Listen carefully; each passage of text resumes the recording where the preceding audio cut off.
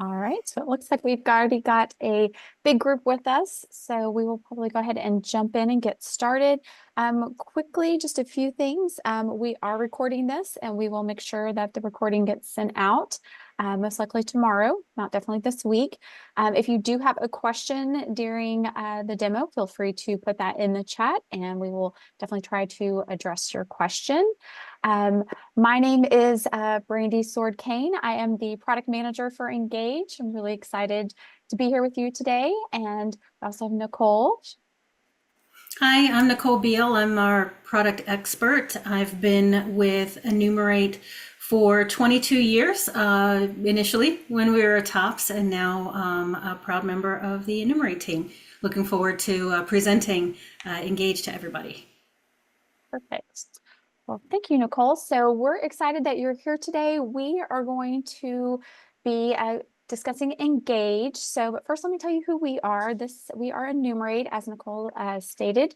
We originally were Tops, but we're Enumerate, and our community management software and services are designed to handle one thing, and that is basically everything. So regardless if it's accounting, operations management, resident engagement, we have got you covered. So today we're going to go over our resident engagement platform, which is Engage. And there are so many different benefits that Nicole's going to go over. A few of them that you will be seeing is the integration that we have with multiple different community management software. We can process amenity reservations. It does work as a portal. So you'll see homeowners can make payments, submit requests. So many different things such as reservations, community feed announcements. So I'm going to let Nicole just jump in because, like I said, there's so much that you're going to see that Engage can do for your community. Thank you. All right. Can you see my screen, Brandy? All right, good. Always make sure I share the right one. So this is the Enumerate Engage platform. It is a community website for your association. And as a community website, it has, of course, the public homepage with all of the information and detail that you would want to put out there about your community.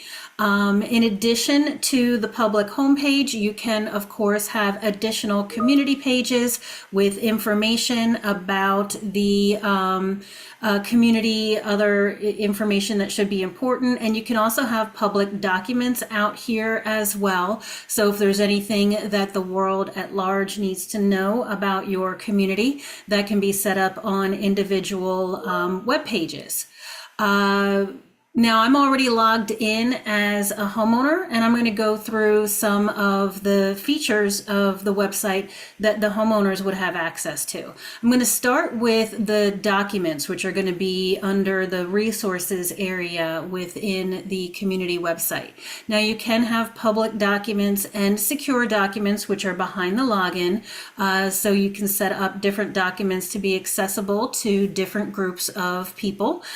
So if you are like here in Florida, for example, the Florida statutes require that certain documents must be made available to the homeowners on a website or portal behind a secure login. You can have that set up with the Engage website while also having public documents that are managed within the system. And you can create these different groupings with folders and subfolders to keep everything organized for the homeowners.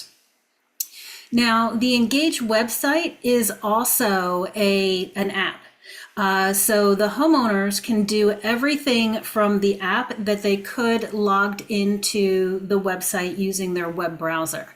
So they would just download the Enumerate Engage app, log in with their credentials. They can still access the homepage. They can still access the resources, and then all of the general website features, as well as the features that are integrated from the accounting platform that's being used by the community or management company. What we're looking at here is the community feed. And this is the communication platform that's built into the Engage website.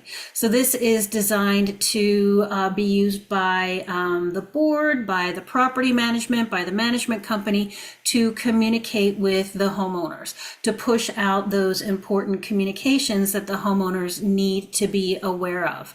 What's nice is that the feed allows the homeowners to come in here and kind of scroll through the communications so they can see everything that's been put out here during the recent past, but they can also receive reminders of these communications when something's posted out here in their preferred method. So they can get an email notification of something that was put out here. They can get a text message notification. They can get push notifications from the app. They can get all three if the homeowner chooses to receive all three notifications. And so then that just allows them to receive the communications in the way they want to without the association having to push text messages to this group and push notifications to that group. You create the communication, the homeowners receive that communication in the way they choose. And you can have automated scheduled notifications that go out. So reminders maybe that want to go out on a monthly basis or a quarterly basis about paying the association fees, and reminders on past due, when it becomes past due, and when property inspections are going to occur, and so get your home looking nice before we go out and do a violation inspection. It can be used for that, but also there are channels in here where the homeowners can communicate with each other. So you do have, kind of your official association news from the manager, from the board to the homeowners, but the homeowners have these channels where they can communicate with each other. So if your community is using something like Facebook or Nextdoor or something for these communications, that can all be managed within the community's Engage website. So you have some channels that we provide. You can also create your own custom channels for the homeowners to go in here and have conversations. You can give them the ability to kind of post something and then reply to those posts to kind of manage those conversations within the website. And again, the homeowners choose whether they want to get notifications when another homeowner posts in one of these channels, or whether they just want to come in at their leisure when they're having their coffee in the morning and kind of scroll through and see what everybody is saying. Now, on top of the standard communication channels and the custom general communication channels, you can also set up groups. And groups would be, well, like we have here, right? For different clubs maybe that the association has, where homeowners who have similar interests like to get together and talk about those interests. Maybe they meet up and, read books, watch birds, compare photos, what have you, talk about their cats. Mine was here at the very beginning of the webinar. I don't know if you saw her little head popping up over here, but so you can create these groups. The homeowners can come in and they can see what's going on within a group and decide if they are interested in joining. So groups are open, even though the homeowner I'm logged in as isn't a member of the bird watching club. They can still go in. They can see what they're talking about in the bird watching club. They can see what's on the calendar and what the pictures and things are related to the club. They can see who the members are of the club. So if the people that they like are in the club, they might want to join. If the people they don't like are in the club, they might want to think twice. But they have the ability to kind of make those informed decisions related to what's going on in the group. They'd only see the notices in their community feed if they're a member. So they won't get, pestered with all kinds of communications that they're not interested in their community feed. When they become a member, they'll see those notices, those notifications. Now, related to the clubs, and groups, but a little bit different are the committees. Now, the committees are closed, meaning if a homeowner isn't a member of the committee, they can't see what's going on in the committee. They can't just go and see what the architectural control committee is up to, or the finance committee, or the social committee, spoilers on whatever the upcoming events are. They would have to be a member of that committee to see those communications. And you can give the homeowners the ability to apply to join if it's essentially open, but they do have to, request to join, or you can set it where it's by invitation only. This community actually has a couple of more committees that aren't visible to this homeowner because they're invitation only, so the homeowner wouldn't be able to just apply to join.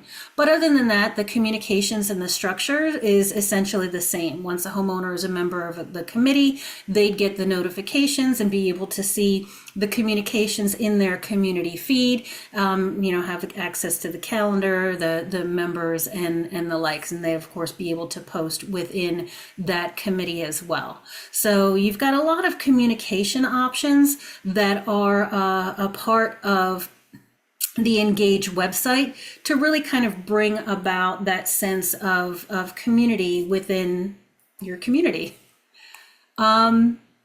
Now, as I mentioned, you've got calendars, right? There's calendars for your committees. The groups have calendars. The community has a calendar. There's calendars everywhere.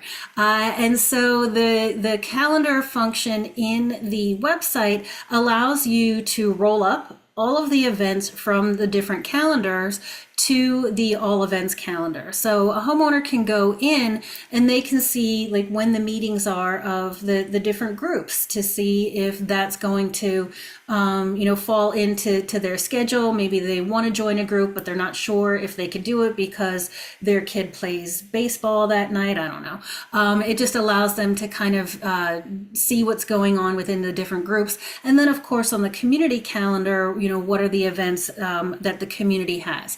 You can set up recurring events. So here, like this board of directors meeting, if I scroll to the next month, you can see that's a recurring event on my calendar. You can have attachments on the events. So once the agenda is attached to this event, that'll be there. The homeowner can link. If there was a Zoom meeting link here, that would be linked in as well. So you can have attachments on the events. And then you can also have events with RSVP. So if you need to know who's going to attend the event, you can give the homeowners the ability to set the number of attendees and RSVP that they will or potentially will not be attending the event. To go along with that RSVP functionality, you can also charge for the events. So if this was an event where the association was charging, for food or for entertainment or something along those lines, then you can actually charge for the event as part of the RSVP process. And the homeowners could pay for the event too directly through the Engage website. So it allows you to kind of manage how many attendees will be there and the collecting of fees. I mean, of course, you could still collect at the door, but getting those fees paid in advance is helpful because it's one less thing to manage at the date at the time of the event. So the calendar is a really great communication tool, especially when you create events here, because you can also have it push out that communication to the homeowners through the community feed. And with the events, you can set up automated reminders. So it will, send out like a reminder a couple of days, a week before the event, just a reminder, this event is coming up. You want to RSVP now. It's a function that you just set and the website does it for you, making managing these events, communicating these events to the homeowners that much easier. And Nicole, we've had a couple questions come in regarding the community feed. One question was, can the association or management company disable channels where the owners can communicate with each other? And I believe that they can, correct? Yes, yeah, they can disable channels where the owners can communicate with each other. They can disable the replies on the communications that the association puts out. So you can make it strictly one-way communication from the board, from management to the homeowners. You also have the ability to disable select homeowners from communicating. So if you have one or two bad apples that never have anything nice to say, you can just turn them off. They can still see the communications. They just can no longer interact with the rest of the membership. So yes, and then someone was asking regarding, says, please describe how committee docs can be used for collaboration when working on documents together as a committee. It's a good question. I mean, I know each committee has its own section that they can put documents in. And I mean, have you seen different ways that committees are utilizing that tool?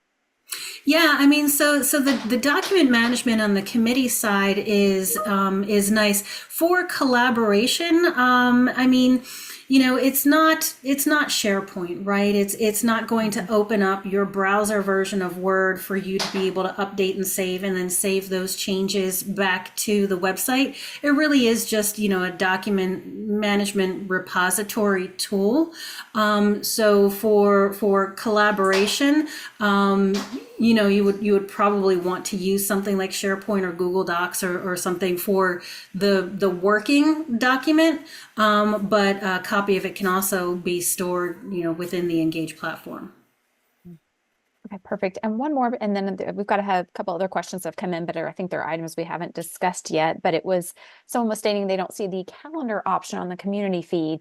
And I think just to clarify, it's not necessarily the calendar shown in the community feed, but when you post something to the calendar, an event, you can actually submit the Right. post will show up on the community feed, like that one right there. Yep. So this is that calendar event that I created just before the webinar Yep. began, and it has posted to the community feed. And I chose the social channel for that post, but you can also have it go to the association news channel. It's entirely up to you. But yeah, it will post to the community feed when you create the event. You don't have to again copy and paste and create a separate posting for that. Yes. Okay, perfect. Thank you. So jumping from one kind of calendar to another, the Engage website has an amenity reservation system built into it. And each amenity would have its own calendar for reservations. Different amenities might have different time frames needed for those reservations. So for example, like my clubhouse, my pool cabana, those might be full day reservations, whereas something like lane at the swimming pool or the tennis court or the bocce ball court or shuffleball or whatever, pickleball, whatever your community has, those might have, reservation time slots that are, half hour, 2 hour, whatever it might be. So the homeowner has the ability of going into the calendar. They can see, what's been reserved, but not by whom. So there's no fighting over, who's going to play when. They just know that they don't know who's already made that reservation. Select the date that they want to reserve, whatever it happens to be, and then select the time from the times that are available. Now, restrictions can be put out here. For example, if I try to go in and select the entire day, I'm going to get a notification that says I can only reserve, 2 hours per day. So it's not going to let me select the entire day so that I can monopolize the tennis court.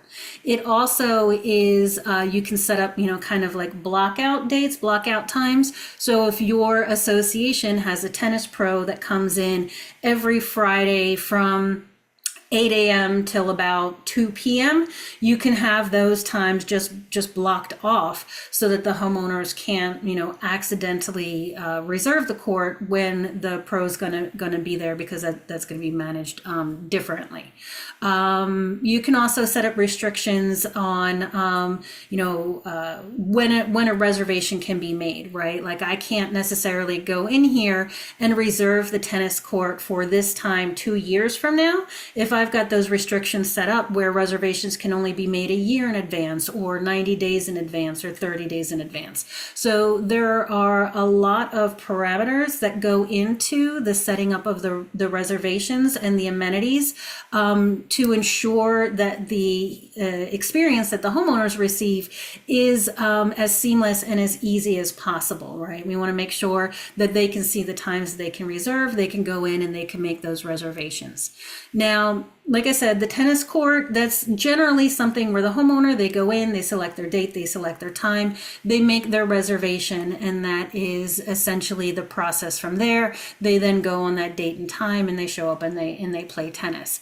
Some of the other amenities, though, might be a little bit more involved, right? You might need to collect a fee or a security deposit. There might be forms that the homeowners need to fill out. There's oversight related to the reservation of that amenity. And that's where the pending amenity status comes into play. With that, you can set up the amenity where the homeowner, kind of has it reserved as long as they fill out the form, submit the fee, and, the event that they're having there is within the association guidelines of events that are allowed to be had, in the meeting room, right? Like maybe setting up a birthday party with a petting zoo inside the clubhouse meeting room. No. So with those, they come in, the homeowner makes their reservation, but it's marked as pending. And then the individual that you have set up that manages the reservation will receive that pending reservation, check any forms that need to be filled out by the homeowners, verify that the event is something that is within, the association standards and requirements and the like, and then that person would mark the reservation as approved. And you can set it up again so that the collection of the fee can be done directly through the Engage website, so the homeowner can make that reservation and pay the fee at the same time. Or you can have different setup, whatever works best for your community as far as how the homeowner is going to pay that fee if there is a fee for the amenity reservation. Amenities are unlimited, so you can create as many as you need based on the needs of your community.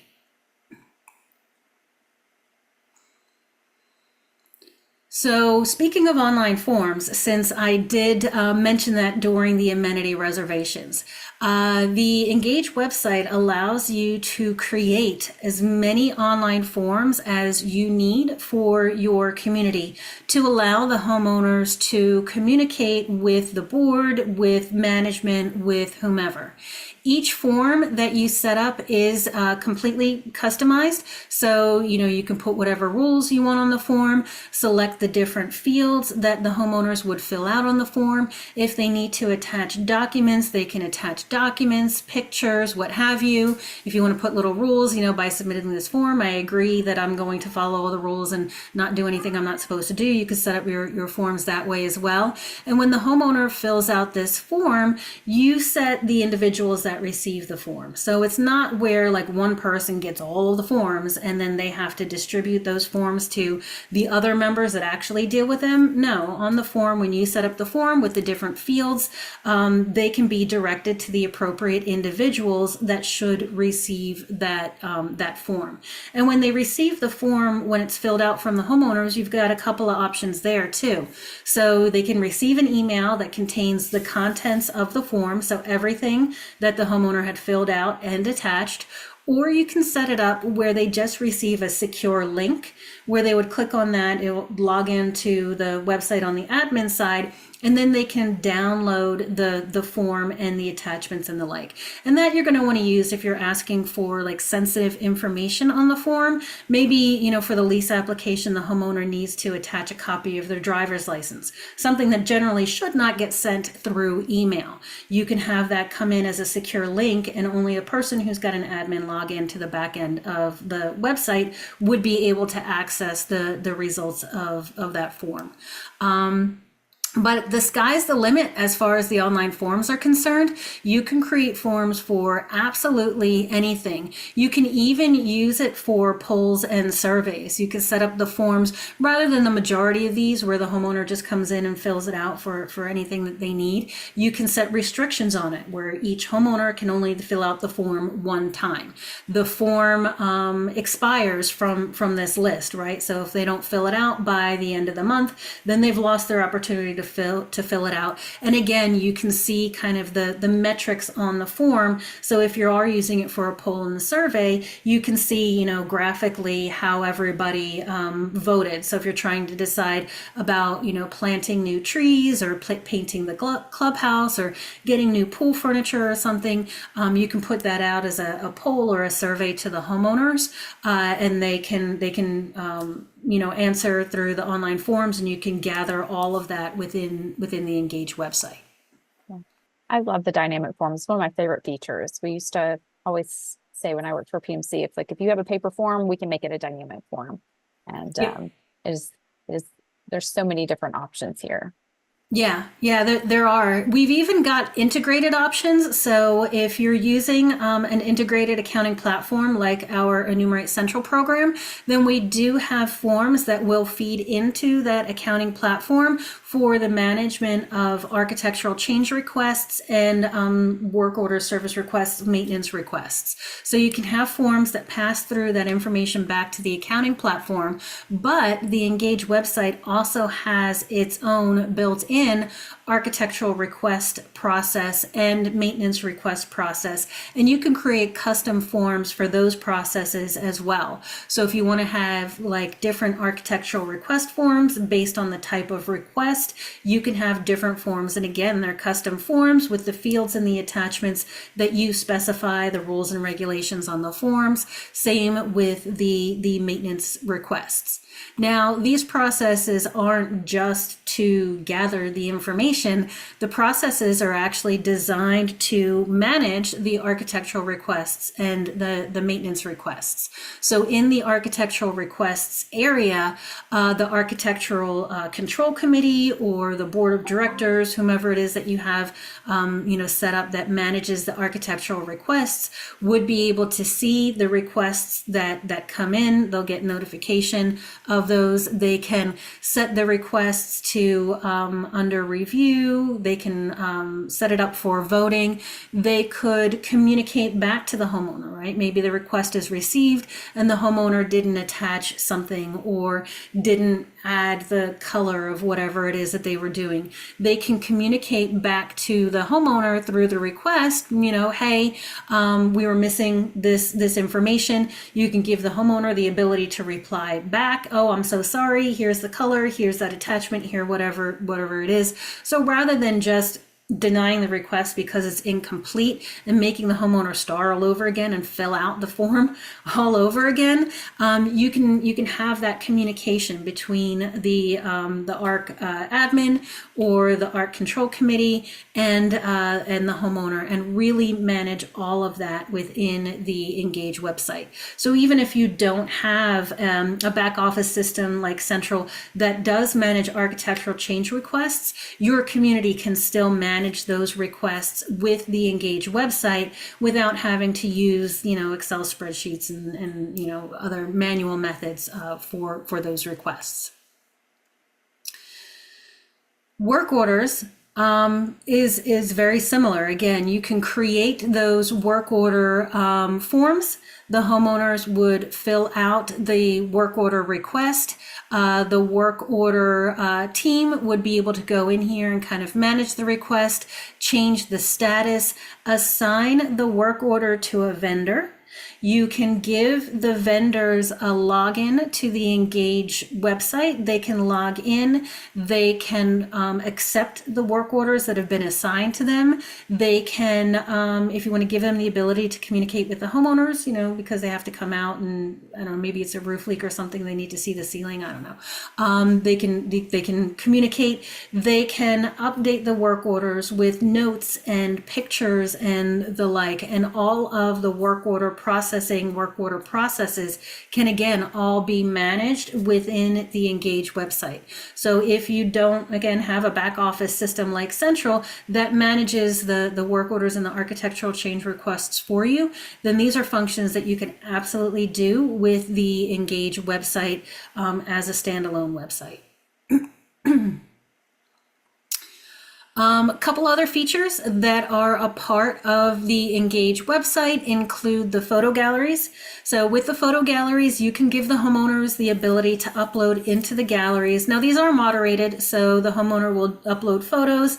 The moderator will review the photos and ensure that they're appropriate, and then make them available for the other homeowners to be able to see in the photo galleries. These are really nice. If the community has a lot of events and parties, you want the homeowners to upload the pictures that they took at the event, or if you have I don't know, maybe a holiday decorating contest, right? And you want everybody to upload photos of their home decorated for the holidays, so everybody can review and vote, or pick their top 3 and then create a survey to vote on which one they like of those top 3. Then you can use the photo galleries for that. It's a great way, again, to kind of just show the community within your community. And then on top of the photo galleries, we also have the resident directory. Now the resident directory is opt-in. The homeowners just don't automatically display in the resident directory. When they first log into the Engage website, they're asked if they want to opt in to the resident directory. And if they choose to opt in, they can just show their name if that's all they want to show, or they can choose to show their name, their address, their phone numbers, their email addresses, and even upload a profile picture. And so it's kind of at the homeowner's discretion if they display in the directory and how much of their information is displayed in the directory. Before anybody asks, yes, the directory can be turned off. So if your community isn't quite there yet, you don't have to roll out the directory immediately. You can turn that on kind of as the sense of community grows, using the communications and other tools that are a part of the community website. So those are just the general features of the community website, right? That's everything you get without having an integrated back office system connected to the website. All the homeowner information can get uploaded via an Excel spreadsheet. But if you have an integrated accounting platform, then the homeowner has a greater experience, because through that integration, they would have access to data from that back office system. So my Engage is connected to our Enumerate Central back office system, but it does connect with other platforms aside from that one, and it allows the homeowners to see their current balance that they have with the association for their maintenance fees and fines and any other charges that might be on their ledger. They can see that breakdown of the charges. They can see the ledger, the history of charges and payments related to their maintenance fee account.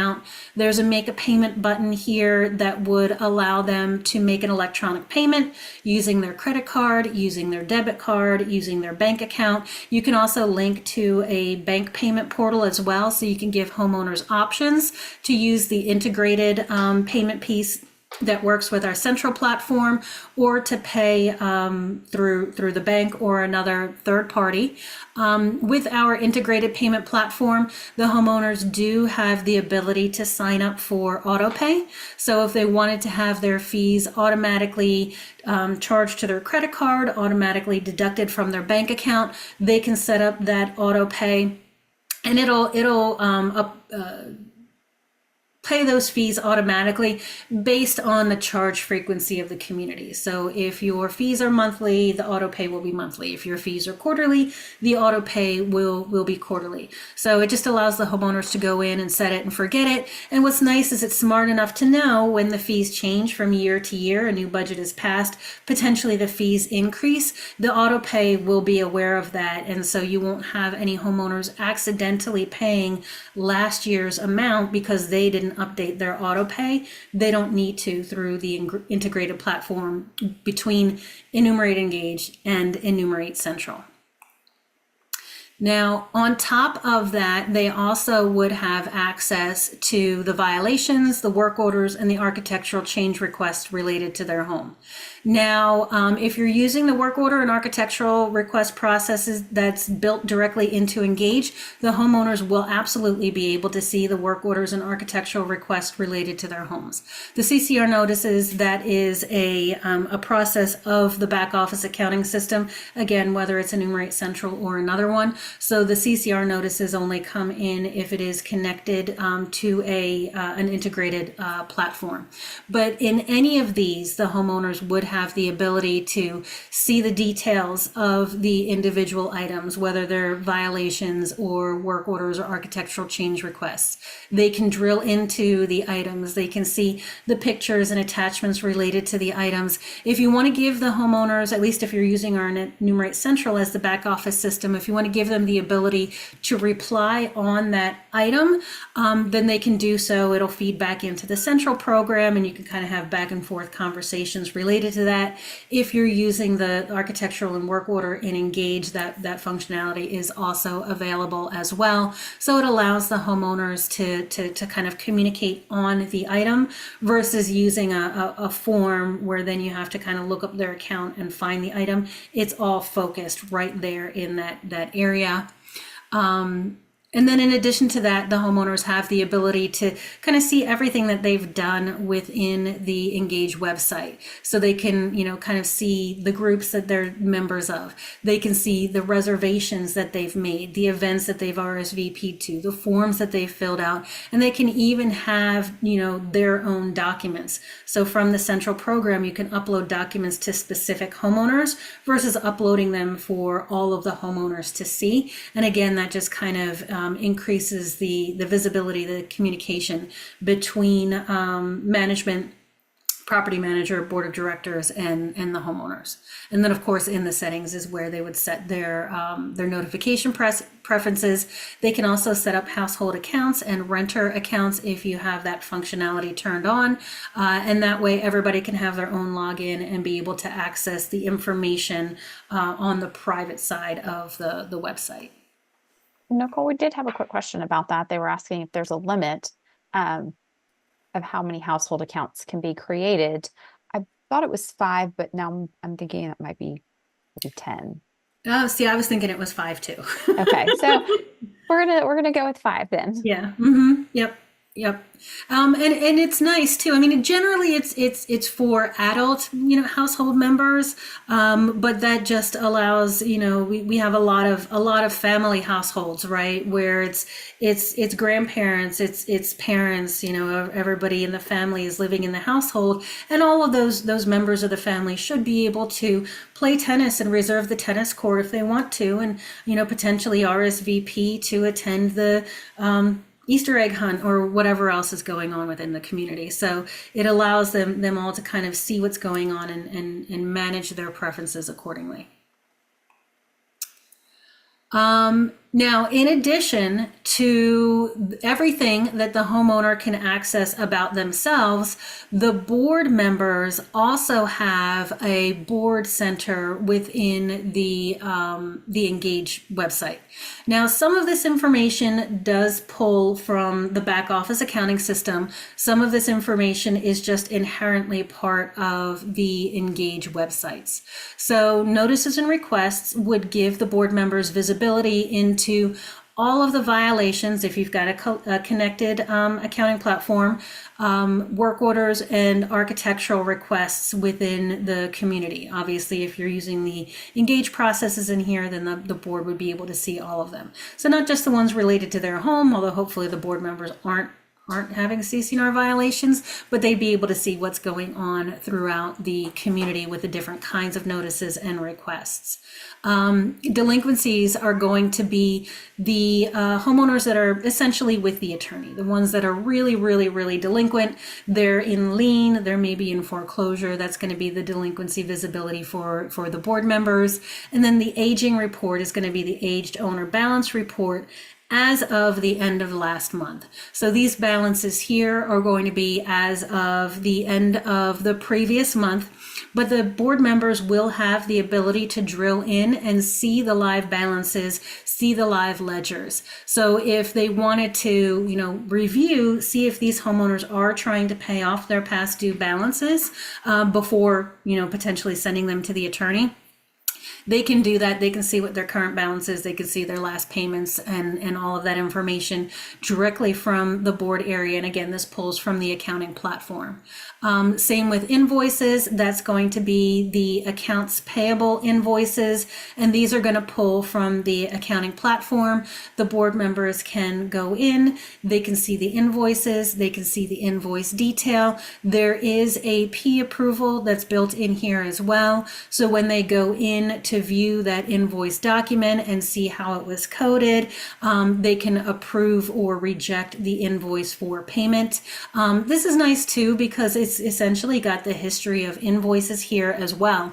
So if the board wanted, before approving this invoice, to see what they had paid this vendor the month before and the month before that, then they can go back through this history of payables within the system and view that history. The AP approval, obviously it's not a requirement, but it is a part of the system when you've got it integrated with Central. You can just make it informative and it will let the board know kind of what's going on from an accounts payable standpoint within the community website. Now these next three are basic features of the Engage platform, so you don't need to have an integrated accounting system to go along with that. Board documents is simply documents area specific to the board of directors. So they would have their documents, the unapproved meeting minutes, the working budgets, the bids that they're collecting in preparation to find a contractor for a project. So you have your board documents area here that's accessible only by the board members. You have board communication with the board calendar. This allows the board to communicate with each other outside of the board meetings. So again, instead of using email for this or text or WhatsApp or other signal, you can give the board members the ability to have those communications. It's all managed within the Engage website. You can go back, you can see those conversations and make sure that everybody is getting the information that they need so that they can be prepared for the next board meeting. And then finally, we have tasks in here.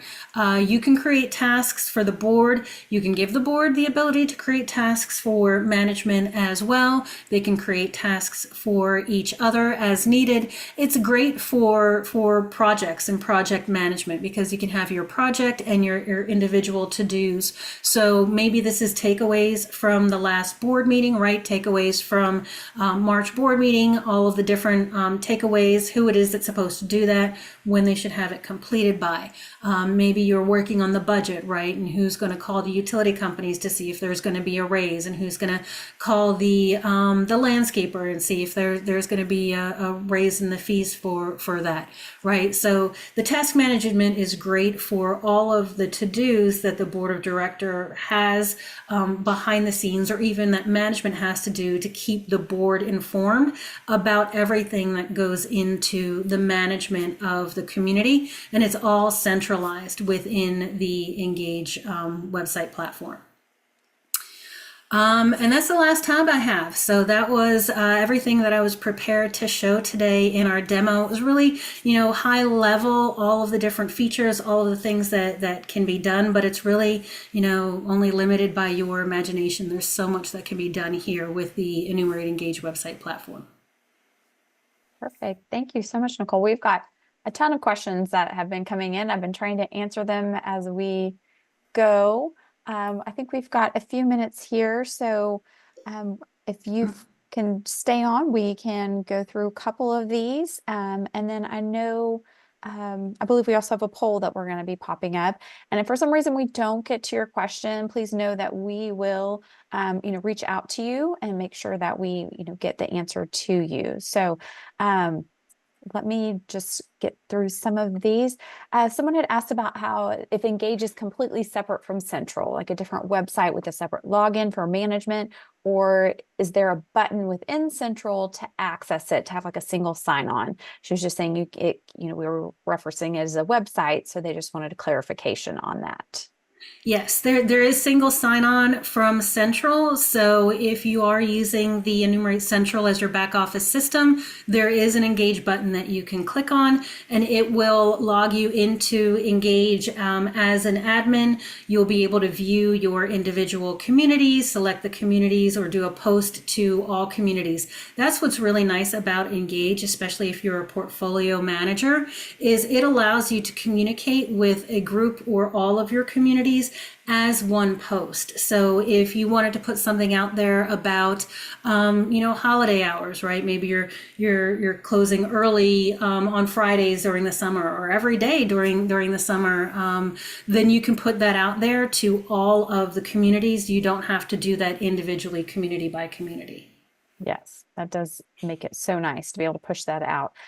Speaking of communicating with the association, someone had posted, can you use the community feed as an emergency communication tool? For instance, notices of power outages or hurricane information. I would say yes, but I also know there are some states that have some different laws about this. I do know that, you can put a notification out there, you can push it to all homeowners, but it is only going to go to homeowners that have registered and have selected to receive that communication. At this time, we don't have something that overrides that, correct, Nicole? Yes, that's right. So it, the homeowner will receive the communication in their preferred method. If they haven't logged in, then they'll get it as an email, assuming you have their email address.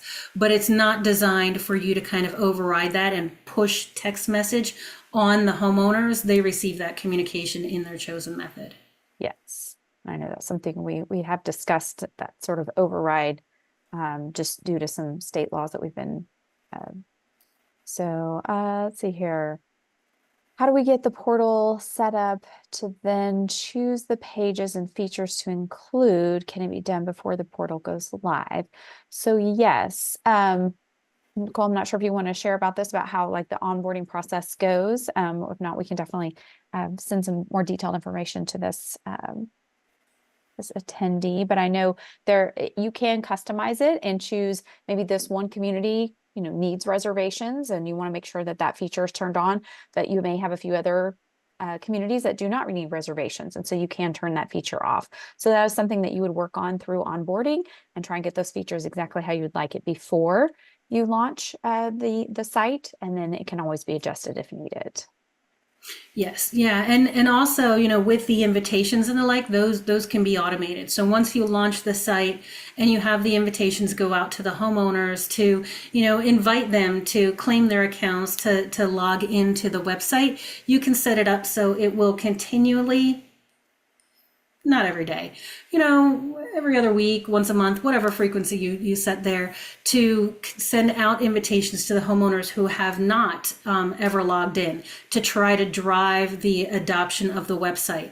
And when resales occur and new owners are essentially pushed to the website through the resale process of the back office accounting system, or when they're set up if you're not connected, then you can set that up to automatically email that invitation out to those new homeowners as well, as long as they have an email address in the system to send that invitation to. Yes, that is called like our welcome campaign, and highly suggest that all of the communities do that.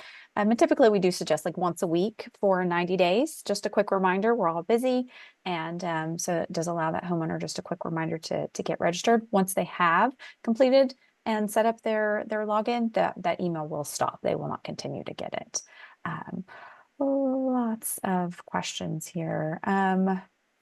Okay, questions on the board conversation feeds. Are those saved in the system if we have to download any conversations for legal purposes or anything like that? Or would they need to go and cut and paste? So that is a good question. I don't believe the community feed, regardless if it's in a committee or on that, actually downloads. That's something that I think be a good feature. So Yeah, but they are saved, so they Yes. don't, they won't go away. They're there forever, which is also nice when new board members come on, they can kind of go back and see some of those past communications. But there isn't a specific download on the communications. Perfect. There are lots of questions here. I'm trying to let's see here. Okay, when adding resources, is there a way to add a folder inside of a folder? Yes. So yes, those would be the subcategories. A nice one. Yep. Let's see here. They'd be interested in information regarding onboarding. We'll make sure to get that to you. Let's see here. Okay. There was a question. Okay, well, the settings that owners already have set up in the owner portal, that was part of TOPS, would that be carried over? Um, if an account, I guess, if a community is migrating from a different, we would ask the homeowner to go through and just accept the terms of use and then determine, because sometimes the settings are different in Engage than they were in the prior platform. So it's a quick little 2 or 3 step process for them to do that. It wouldn't just automatically move those over. Are there tutorials on how to integrate information from Enumerate Central and set up various Engage options? Okay, tutorials. There are a couple different questions on tutorials, videos, things like that. And I know we have a very detailed knowledge-based system out there on, it's, correct me if I'm wrong, goenumerate.com. Mm-hmm. The knowledge base can be out there on that site, as well as if you are in Engage, there is the knowledge base center as well that has tons of information that's available on how to set up certain features. And we have different videos that can be also watched. So we have a plethora of information to help you out there. Oh, let's see here. Big portal setup. I was trying to go. Oh, someone says they have a unique URL. Will that go away? I'm assuming they're talking about a domain name, which I think we have a lot of communities that do have that. You can take that domain name and point it to your new homepage with Engage. We've seen many associations do that. So as long as you have the rights to that domain name, you would be able to do that. And then homeowner information and payment information from ComWeb portal over to Engage. They want to know if that would transition. And I believe that depends on who your payment system is with ComWeb. Yeah, I mean, as long as it's connected to, so payment information doesn't live in ComWeb, right? Payment information lives either in Central or Zego or whatever payment platform it is that you're using. So changing from ComWeb to Engage wouldn't affect any of that, because it's all managed within either the payment partner or the back office system. So if you're using Central, for example, then all of that would stay the same. The homeowners would have to kind of claim their account again. So they'd get a new invitation to the new website. They'd have to click on the link in the invitation, create their username and password again. They can set it up to be the exact same one that they're using in ComWeb, and then they would access it all through Engage. And because all of that homeowner and payment information is stored in Central and the payment provider, then nothing needs to be re-updated by the homeowners. I do have a question here about demonstrating processing a custom online form. So I know we don't have time for that, but I'm just going to let them know we'll have an email address here that pops up here in just a minute. If you want to send us a quick email with that request, we're definitely probably happy to either set some time up, or if we have a video, we can send that over to you as well, just giving you more detailed information on creating those custom online forms.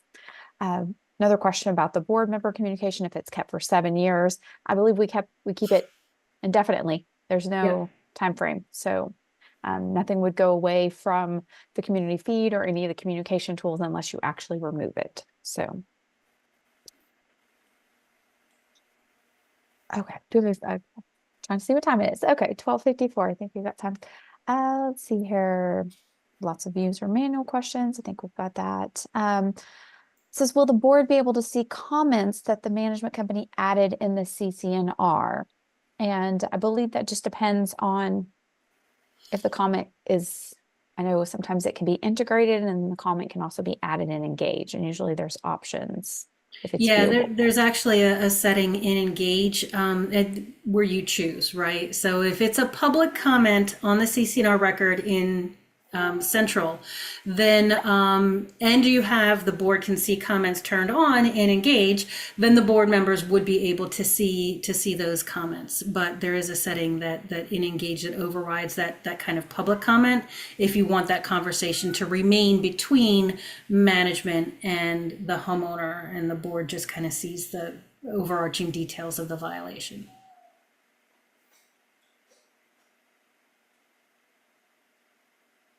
Okay, so some of these are more specific to people's accounts, and we will make sure that they get a response. Let's see here if we have any more jumping. Ooh, lots of questions. So, let's see here. Okay, so we have somebody just mentioning that they're with a Zego Pay Lease, which is, definitely we can integrate that in with Engage. We have many clients that are utilizing that, so that's not a problem. Yes, we've had a lot of questions about will this be forwarded? Yes, the recording of this, we will make sure that that gets sent out to everyone. Can you change any of the categories on the home page? So the menus are static, right? The home, news, community pages, resources, those names, you can't change the names of those. You can't make news information. You can choose to not display some of them. So if you don't want news there, you can turn that off, but you can't rename it. Anything beneath those, so any community pages within community pages, sections within resources, those are all completely custom named, but the top level menu items are static. Perfect. Someone's asking how a board member gets access to the board dashboard and information. So I'm not sure if you want to talk about if it's integrated within Central, and then I can definitely touch base with the just Engage in general. Yeah, if it's integrated with Central, then on the community profile page in Central, you can set up a committee that's earmarked as the board of directors. You essentially create it, there's a drop down or a slider that says this is the board of directors. And then the homeowners that are added to that committee as board members would have access to that board area within the Engage website. In the committee, you also set up their kind of like term ending date. So when that time comes, like the annual meeting, they lose access to the board area. If they're reelected, then of course you would go into Central, update them for the new term, and then they would gain access to that board area again. So it is kind of automated. You don't have to clear out the past board members. You can actually keep that history of board members in the committee within Central, because only the active ones would have access to the board area. And then if you're not integrated, you can go into a member's account and mark them as a board member, and then you can put their term ending date in there. And by doing that, it would open the board portal for that member. So let's see here. We got time maybe for one more. Let's see here. Onboarding. Okay, I think we've touched most of them. A lot of these are very specific, but anything we did not, please know we will make sure that you get a response to your question, comment, or concern. Again, this is our email address, so feel free to reach out to us if you have any other further questions or anything else you would like to learn more information about. So, but we appreciate that you were here with us today. Nicole, thank you so much. You did an amazing job. Thank you. I appreciate it. Thank you, guys. Thanks, everyone.